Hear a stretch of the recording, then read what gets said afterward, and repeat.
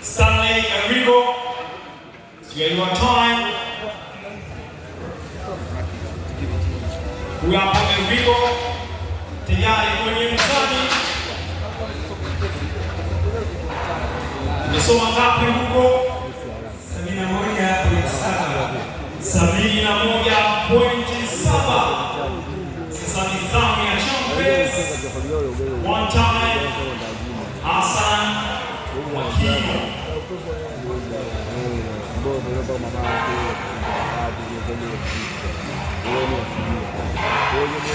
Tafiko 71.7. Fighting kwa haiko zitomeka fighting. Zitomeka fight. Iko.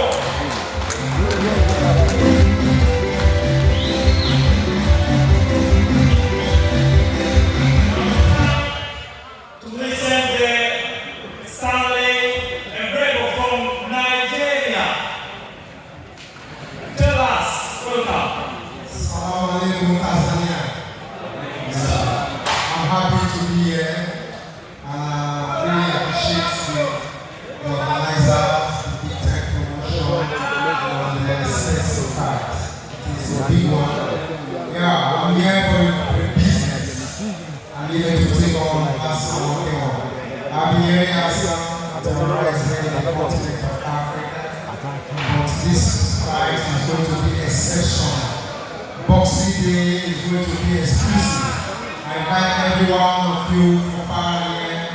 Tell your fans that a good boy, Stanley Enrico, is something Tanzania to take on Wakenyo.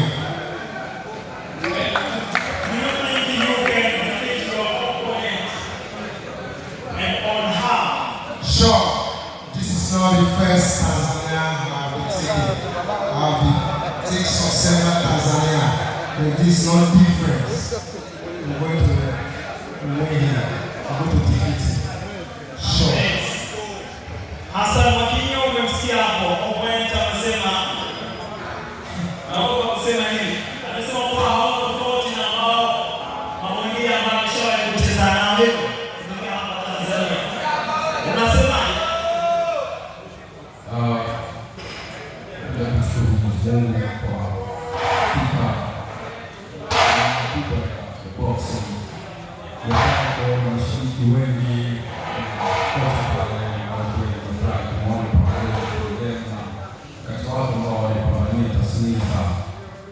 Kitu kimoja napenda kusema kwa mashabiki, msiendelee kutugawa maadili, msiingie katika vitu zetu kwa sababu mwisho wa siku hii na wasapoti maboksa ambao kwa pamoja kushirikiana na mimi au na sisi ndio tunafanya tasnia yetu kuonekana inaendelea. Nitoe na shukrani zangu za dhati kwa familia yangu, washikaji zangu wote ambao wamesafiri kuja hapa na hata ambao sio washikaji zangu lakini wamekuja kwa leo maboksa na kama ambao tunawauliza. Nimesikia aliwazungumza huko Tanzania, lakini ni kawaida ya kila mtu anayefanya ibada kuwa na uhakika wa kwenda peponi, lakini uhalisia wa kweli katika pepo ya mtu anayejua Mungu mwenyewe. Kwa hivyo mimi sina mengi ya kusema, na nitamani sana siku leo itokee kwenye maisha yangu. Nafikiri hakuna sababu nitakayoweza kufanya pambano litokee unless promota simume wa kufa. Kwa heshima kubwa ambayo tunayo kwenye boxing, tunaweza tukasema lisitokee kesho, litokee siku nyingine, tumalize kwanza na Simba. Lakini kulingana na afya za watu wote walikuwepo, na tuna matumaini makubwa na kesho, ila kisasi kitafanya.